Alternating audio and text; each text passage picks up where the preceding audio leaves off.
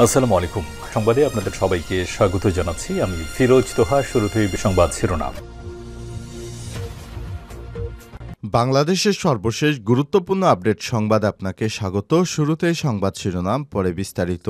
শুরুতেই জানাবো, পাংশায় যুবদল কর্মী গুলিবিদ্ধের জেরে বিএনপির নেতাকর্মীদের তাণ্ডব। রাজবাড়ীর পাংশায় উপজেলা পাট্টা ইউনিয়নের গোলাবাড়ি গ্রামে যুবদল কর্মীকে গুলি করার ঘটনাকে কেন্দ্র করে এলাকায় ব্যাপক হামলা চালিয়েছে স্থানীয় বিএনপির নেতাকর্মীরা। জানা গেছে, বিএনপির দুটি পক্ষ রয়েছে। দুই পক্ষের সংঘর্ষের জেরে এই হামলা চালানো হয়। এরপর জানাবো, সামনে নির্বাচন সহজ হবে না, ভুল করলে পস্তাতে হবে তারেক রহমান। বিএনপির ভারপ্রাপ্ত চেয়ারম্যান তারেক রহমান বলেছেন, আগামী নির্বাচন বিএনপির জন্য যতটা সহজ মনে হচ্ছে সহজ হবে না, ভুল করলে পস্তাতে হবে। সর্বস্তরের নেতাকর্মীদের জনগণের পাশে থাকতে হবে। এদিকে তাপসকে বিডিআর ডিজি করার ষড়যন্ত্র হয়েছিল। ঢাকার পিলখানায় বিডিআর বিদ্রোহের সময় প্রথম গুলিবিদ্ধ হওয়ার পর বন্দী ছিলেন মেজর অবসরপ্রাপ্ত জাহেদে হাসান হাবিব। তাকে বন্দী রাখা হয়েছিল ২৪ রাইফেল ব্যাটালিয়নের সুবেদার মেজর গোফরান মল্লিকের বাসায়। এবারে জানাবো, নতুন ভোটার হতে লাগবে যে সব কাগজপত্র। ভোটার হালনাগাদ কার্যক্রম আজ শুরু হয়েছে। দেশব্যাপী ভোটার তালিকা হালনাগাদ কার্যক্রম আজ সকাল 10টায় সাভার উপজেলা থেকে শুরু হয়েছে। নতুন ভোটার হতে কি কি লাগবে এ বিষয়ে গুরুত্বপূর্ণ সংবাদ থাকবে, সঙ্গেই থাকুন। এবারে জানাবো, ফ্যাসিবাদ পতনে দেশে ফিরেছে ধর্মীয় স্বাধীনতা। পতিত আওয়ামী লীগ সরকারের আমলে ধর্মীয় কার্যক্রমে নানামুখী বাধাবিঘ্ন ও ষড়যন্ত্রের অভিযোগ ছিল নিত্য নৈমিত্তিক ঘটনা। বিশেষ করে ৯০% মুসলমানের এদেশে সবচেয়ে বেশি আঘাত আসে ইসলাম ধর্মের উপর। শেখ হাসিনা পালিয়ে যাবার পর এবার ধর্মীয় স্বাধীনতা এসেছে।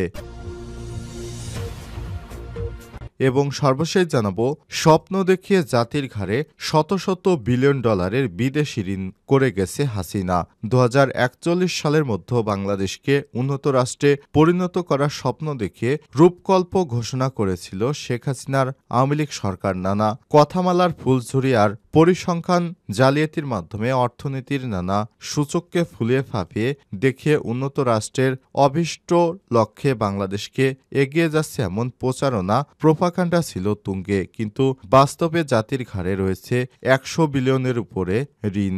এই ঋণ পরিশোধ করতে হবে। আবার দেশ পরিচালনায় আরও বিদেশি ঋণ নিলে পর্যায়ক্রমে ঋণের বোঝা এতটাই ভারী হবে যে বাংলাদেশের মানুষের ঘাড় আর হয়তো সোজা করা সম্ভব হবে না। প্রিয় দর্শক, এতক্ষণ শুনছিলেন সংবাদ শিরোনাম, এবারে বিস্তারিত। তবে তার আগে বন্ধুরা, অনুরোধ থাকবে সংবাদটিতে একটি লাইক দিন। এই চ্যানেলে আপনি নতুন হয়ে থাকলে আমাদের সংবাদটি দেখতে দেখতে চ্যানেলটি সাবস্ক্রাইব করে রাখুন। কমেন্ট করে আপনার মূল্যবান মতামত জানিয়ে দিন আপনি বিশ্বের কোন দেশ থেকে বা বাংলাদেশের কোন স্থান থেকে আমাদের সংবাদটি দেখছেন এবং শুনছেন। পাংশায় যুবদল কর্মী গুলিবিদ্ধের জেরে বিএনপির নেতাকর্মীদের তাণ্ডব। রাজবাড়ী পাংশা উপজেলায় পাট্টা ইউনিয়নের গোলাবাড়ি গ্রামে যুবদল কর্মীকে গুলি করার ঘটনাকে কেন্দ্র করে এলাকায় ব্যাপক হামলা চালিয়েছে স্থানীয় বিএনপির নেতাকর্মীরা। ফলে আতঙ্কের আট কাটছে গ্রামবাসীর। এছাড়াও কয়েকটি বাড়িতে হামলা ও ভাঙচুরের ঘটনা ঘটেছে। আতঙ্কে এলাকা ছেড়েছে অনেক পরিবার। সাধারণ মানুষের আতঙ্ক দূর করতে কাজ করছে প্রশাসন। বিএনপি নেতাদের অভিযোগ, বৃহস্পতিবার পাংশা উপজেলা যুবদল নেতা ও জিয়া সাইবার ফোর্স কেন্দ্রীয় কমিটির নির্বাহী সদস্য ফরহাদ হোসেন সোহাগের উপর সন্ত্রাসী হামলার ঘটনা ঘটে। এতে নেতৃত্ব দেন সজলসহ বেশ কয়েকজন। সেই ঘটনার প্রতিবাদে শুক্রবার ১৭ জানুয়ারি বিকেলে উপজেলার পাট্টা ইউনিয়নের জাগির কয়া নতুন বাজার এলাকায় ইউনিয়ন যুবদলের আয়োজনে বিক্ষোভ সমাবেশ ও প্রতিবাদ সভা অনুষ্ঠিত হয়। সেখান থেকে ফেরার পথে উপজেলা যুবদলের আহ্বায়ক মোহাম্মদ আরিফুল ইসলাম আরিফের মোটরসাইকেল বহরে হামলা ও গুলি করার ঘটনা ঘটে। এ সময় মোহাম্মদ মনিরুল ইসলাম নামে এক যুবদল কর্মী গুলিবিদ্ধ হয় বলে অভিযোগ ওঠে। স্থানীয়রা বলছেন, এই ঘটনাকে কেন্দ্র করে ইউনিয়ন বিএনপির সাবেক সভাপতি জহিরুল আলম মুরাদ বিশ্বাস ও জাকির মেম্বারের নেতৃত্বে গোলাবাড়ি বনগ্রামের কয়েকটি বাড়িতে হামলা ও ভাঙচুর করা হয়। প্রকাশ্যে অস্ত্রসহ দলবল নিয়ে হামলা ও ভাঙচুর চালানো হয়। এরপর থেকে গ্রামের মানুষ আতঙ্কে রয়েছে। পাট্টা ইউনিয়ন পরিষদের ৯ নম্বর ইউপি সদস্য ও যুবদল নেতা মোহাম্মদ জাকির হোসেনের বিরুদ্ধে হামলার অভিযোগ উঠেছে। তবে তার দাবি, আমার এলাকায় খুবই শান্ত ছিল, কিন্তু আওয়ামী লীগের নেতাকর্মীদের ছত্রছায়ায় থাকা এলাকার চিহ্নিত সন্ত্রাসী সজল কালু, শাহজাহানসহ বেশ কয়েকজন পুনরায় এলাকায় সন্ত্রাসী কর্মকাণ্ড শুরু করেছে। এই ঘটনাকে কেন্দ্র করে অনেকেই রাজনৈতিক মামলায় ফাঁসানোর অভিযোগ উঠেছে। মামলায় ৪ নং আসামি করা হয়েছে ইমন সাহারণীকে। তিনি বলেন, এই ঘটনায় তার নামে রাজনৈতিক মিথ্যা মামলা দিয়ে ফাঁসানো হয়েছে। তার অভিযোগ, বিএনপির নামধারী কিছু দখলবাজ তার লিজ নেয়া পুকুর দখল করে মাছ ছাড়ে। তার প্রতিবাদ করায় মামলা দিয়ে ফাঁসানো হয়েছে তাকে। পাংশা উপজেলা বিএনপির সাধারণ সম্পাদক মোহাম্মদ রফিকুল ইসলাম বলেন, আমাদের বিএনপির মধ্যে ২ গ্রুপ রয়েছে। এর একটি সাবেক সংসদ সদস্য নাসিরুল হক সাধু গ্রুপ, আর অপরটি জেলা বিএনপির সাবেক সাধারণ সম্পাদক মোহাম্মদ হারুনুর রশিদ হারুন গ্রুপ। সামনে নির্বাচন সহজ নয়, ভুল করলে পস্তাতে হবে তারেক রহমান। বিএনপির ভারপ্রাপ্ত চেয়ারম্যান তারেক রহমান বলেছেন, আগামীতে নির্বাচন সহজ হবে না, ভুল করলে পস্তাতে হবে। সর্বস্তরের নেতাকর্মীদের জনগণের পাশে থাকতে হবে। রোববার রাজধানীর রমনা ইঞ্জিনিয়ার্স ইনস্টিটিউশন মিলনায়তনে বিএনপির প্রতিষ্ঠাতা জিয়াউর রহমানের ৮৯তম জন্মবার্ষিকী উপলক্ষে আলোচনা সভায় লন্ডন থেকে ভার্চুয়ালি যুক্ত হয়ে নেতাকর্মীদের এসব কথা বলেন বিএনপির ভারপ্রাপ্ত চেয়ারম্যান তারেক রহমান।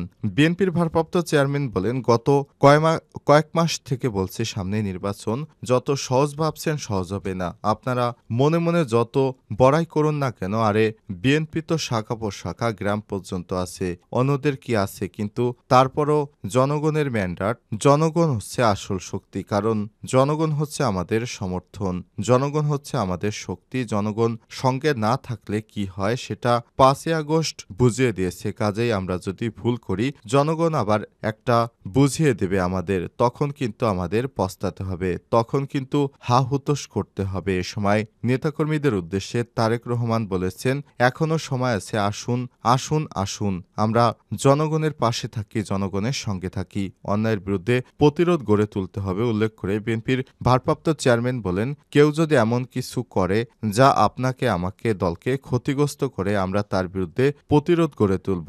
আমরা কে ছোট নেতা, কে বড় নেতা, কে গ্রামের নেতা, কে ইউনিয়ন নেতা, কে বড় নেতা, কে বিভাগীয় নেতা, কে কেন্দ্রীয় নেতা, বিষয়টা এমন নয়। বিষয়টি হচ্ছে আমাদের ঐক্যবদ্ধ থাকতে হবে।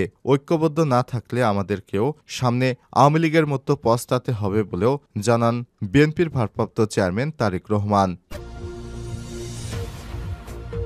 তাপসকে বিডিআরে ডিজি করা ষড়যন্ত্র হয়েছিল।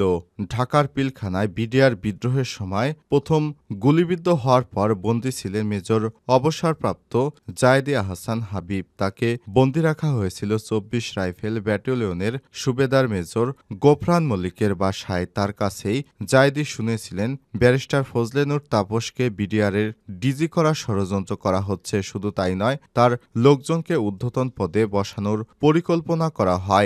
বন্দিদশার প্রতি মুহূর্তে মৃত্যুর প্রহর গুনেছেন জায়েদী। তিনি জীবিত ফেরত আসা সৌভাগ্যবান বলে মনে করছেন। ২০০৯ সালের ২৫শে ফেব্রুয়ারি পুরো দিন এবং ২৬শে ফেব্রুয়ারি অর্ধেক দিন শ্বাসরুদ্ধকর অভিজ্ঞতার কথা জায়েদী জানিয়েছেন আমার দেশের সম্পাদক মাহমুদুর রহমানকে। তিনি জানিয়েছেন কিভাবে শেখ হাসিনা চক্রান্ত করে তৎকালীন সময়ে বিডিআর বিদ্রোহ করে আমাদের বিডিআর বাহিনীকে ধ্বংস করেছে। তারা চেয়েছে ভারতের তাবেদার রাষ্ট্রে যেন বাংলাদেশ পরিণত হতে পারে। এ কারণে তারা সবসময় বাংলাদেশের স্বাধীন সার্বভৌমত্বকে সবসময় হুমকির মুখে ফেলেছে বলে জানিয়েছেন তিনি। এ কারণে প্রথমে ক্ষমতায় এসে ক্ষমতা পাকাপোক্ত করতে শেখ হাসিনা বিডিআর বাহিনীকে ধ্বংস করেছে, তারপর সেনাবাহিনীকে ধ্বংস করেছে। এভাবে পর্যায়ক্রমে তারা বিডিআর ও সেনাবাহিনী ধ্বংস করে ক্ষমতার দীর্ঘমেয়াদী কাজ করেছেন বলে জানা গেছে।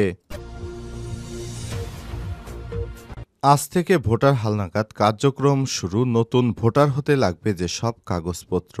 দেশব্যাপী ভোটার তালিকা হালনাগাদের কার্যক্রম শুরু হচ্ছে আজ সোমবার সকাল 10:30টায় সাভার উপজেলা পরিষদ মিলনায়তনে ভোটার হালনাগাদ কার্যক্রম উদ্বোধন করবেন প্রধান নির্বাচন কমিশনার এ.কে.এম. নাসির উদ্দিন। নির্বাচন কমিশনার ইসি জনসংযোগ পরিচালক মোহাম্মদ শরীফুল আলম এসব তথ্য নিশ্চিত করেছেন।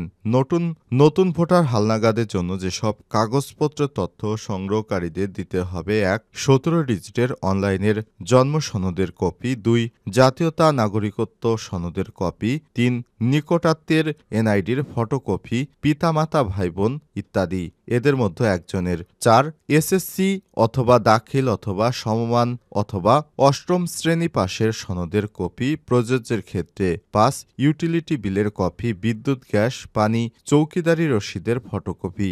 যেসব বিষয়ে সতর্ক থাকতে হবে: নিজের নাম, পিতামাতার নাম জন্ম নিবন্ধন বা শিক্ষা সনদের সঙ্গে হুবহু মিলে লিখতে হবে। জন্ম তারিখ অবশ্যই জন্ম নিবন্ধন বা শিক্ষা সনদ অনুযায়ী লিখতে হবে।